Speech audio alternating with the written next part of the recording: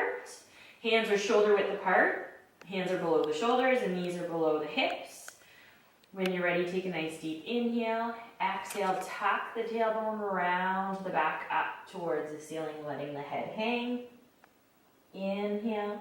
Exhale, lengthen out, drop the belly, and lift the head. So you're really trying to get that spine articulation. Exhale, use the abdominals, tuck the tailbone, round the back up towards the ceiling, letting the head hang.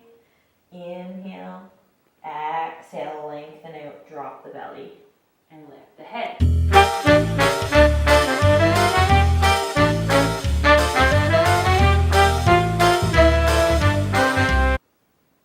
And then we're going to go into our fire hydrant. So fire hydrant, you want to put the weight into one knee. So for example, I'm going to put my weight onto my left leg. So I got to think about tightening my bum on that side. Trying to keep my thigh vertical. Lift the right knee out to the side. And then nice and slow back down. We want to do 10 on each side. Exhale as you lift. Inhale down. Exhale up. Inhale down. And we're trying to keep the hips nice and square. So what we don't want is the hip rotating open.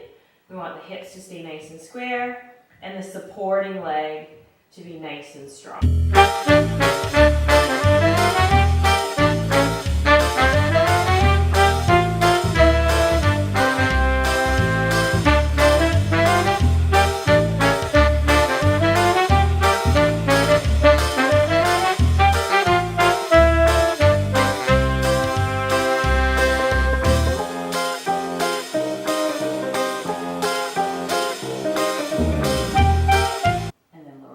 Make sure the knees are still hip width apart.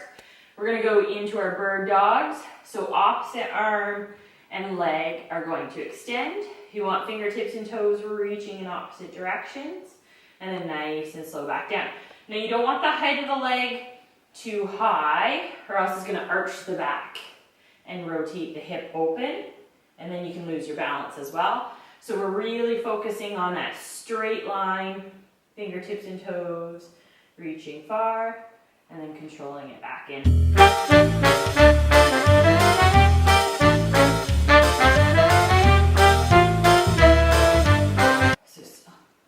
So then we're going into our prep. So our knees are still directly underneath our hips, hands are directly underneath the shoulders. Curl your toes under.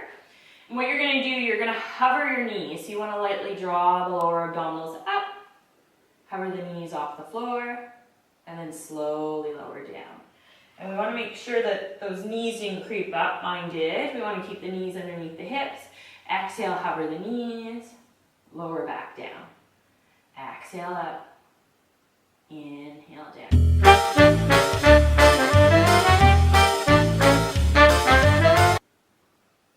And then you can take that into your plank.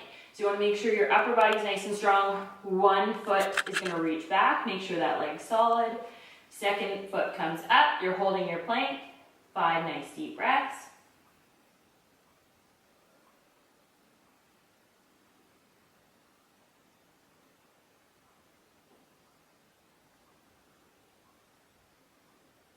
And then you slowly lower one knee at a time, coming back into your 4-point position. We're going to do a standing roll up. So really thinking about that spine articulation. Feet are hip width apart. You want your heels directly underneath your sit bones. You're going to inhale, nod the chin. Exhale, let the head and the shoulders roll forward, engaging the lower abdominals. Slowly articulating through the spine as you go down. Inhale. Exhale, soft through the knees. Tuck the tailbone. Scoop the abdominals as you slowly stack back up. And when you hit the top, think about lengthening up. Almost like there's a fish hook pulling you up. And then inhale, nod the chin. Exhale, scoop the abdominals, roll through the spine, really trying to get that articulation, that pelvic tilt, letting the head hang. Inhale, exhale, scoop the abdominals, slowly stack one vertebrae at a time. Back up. Then we're going to do single leg, and it's more of a hip hinge, and you're really focusing on using your glute to develop that glute strength. So you can soften the knee, or you can keep the leg straight. You want to think about spreading the weight across your toes. I'm gonna think about my upper body and my elevated leg staying in a straight line and my hips square. So you're gonna inhale, you're gonna hinge, and you wanna keep your hips square as you come forward. And then exhale, come back up. And I want my glute to be nice and strong to give me stability, so I have to use it to help me balance. Inhale as you hinge forward. Exhale as you come back up.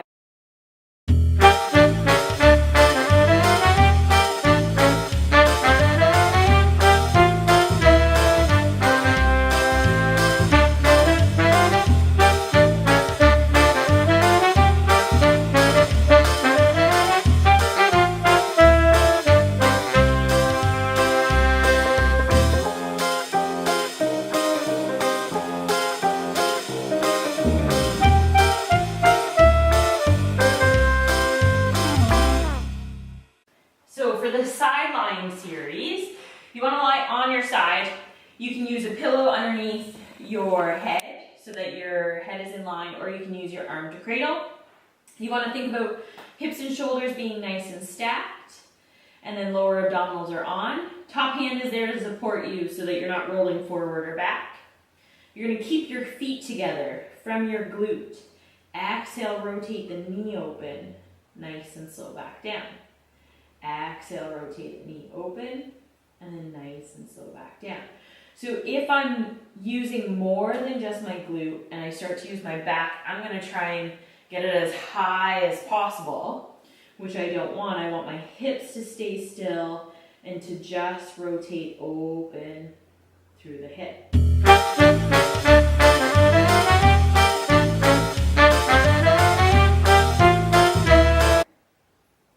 And then the whole leg is going to come up. So the ankle and knee come up together, and then you lower back down. Still trying to use the glute. You don't want the pelvis to shift, so you want the hips to stay nice and still. Exhale out. Inhale.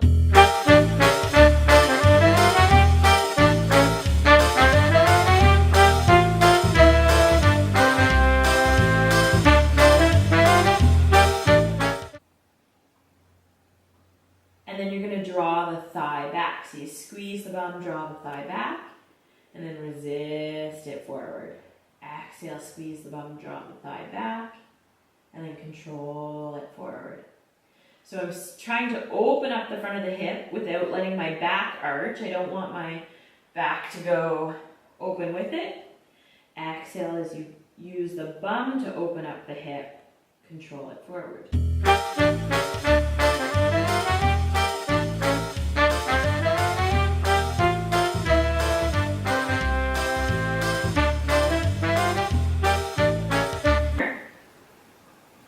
And then you're going to do circles. So you want to think about your hip coming up and back, and then down and in, up and back, down and in. So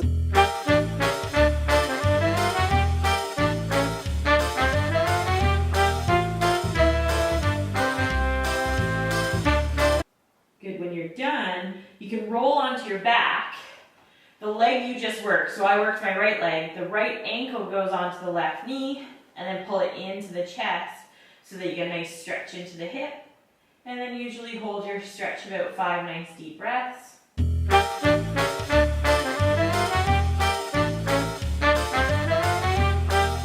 And then you can repeat the other side. So then we're going to go into hip rolls. So we want our heels to line up with our sit bones. Knees are hip width apart. You want to start in a nice neutral pelvis. So hip bones and pubic bone are nice and level. Arms are relaxed at your side because you want to think wide across the collarbone. Really think about spine articulation again. You're going to let your pelvis imprint. Fire the glutes. Slowly peel one vertebrae at a time up off the floor, extending through the hips. Inhale, you hold. Exhale, slowly roll one vertebrae at a time down towards the mat. You'll land an imprint or your back flat into the floor, and then you want to rock into your neutral, leveling out the hip bones and the pubic bone. And then again, tuck the tailbone, squeeze the bum, peel the spine one vertebrae at a time up. Inhale, you hold. Exhale, roll through the spine to come back down.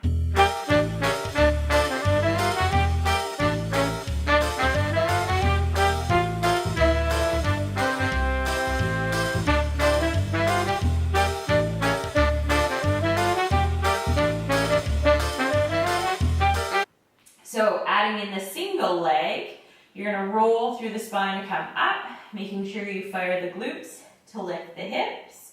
And then you're going to lift one foot up to 90 degrees. So I got to shift my weight into one foot as I lift the foot. And then slowly lower down. Same thing. Exhale, shift the weight into one foot, bringing the knee up. And then lower back down.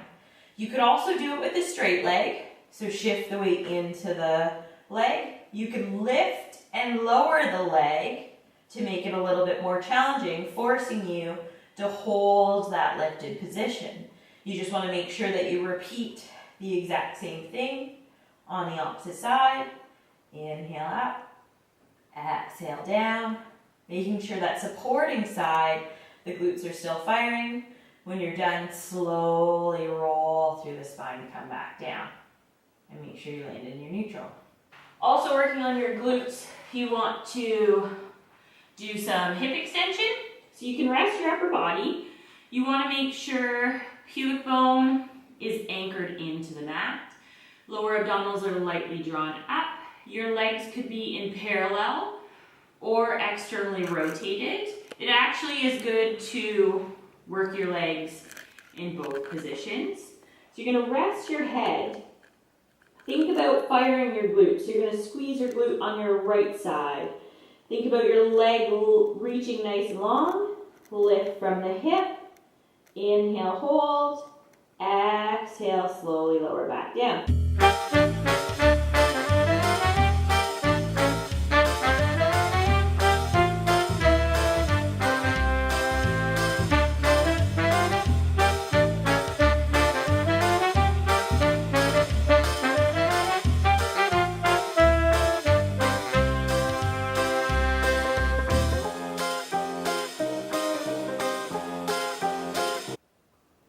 And then you want to do both legs.